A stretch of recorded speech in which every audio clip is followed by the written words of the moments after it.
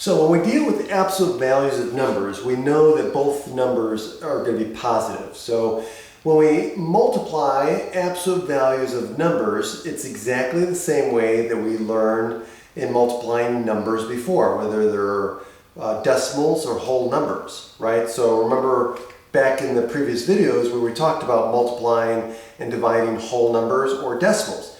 Well, in this case, if we look at absolute values of signed numbers, it's the same thing. The only difference is we have to consider the sign that's the sign of the product in the end. And so this is where these steps come in. So the first thing we're going to do is whenever you multiply or divide signed numbers, you're going to, well, first of all, in multiplication, it's the same as division, as you're going to see. So if we multiply the absolute value of the numbers, okay?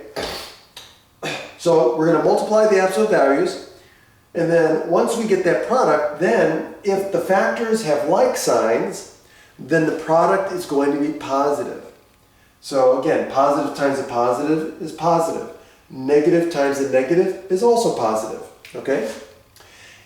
3, if the factors have unlike signs, then the product is going to be negative because, again, positive times a negative is negative, or negative times a positive is also negative, okay? Because multiplication is commutative. So that's all you have to remember. If the signs are the same, the product is going to be positive. If the signs are different, the product is going to be negative, okay? So let's do some examples.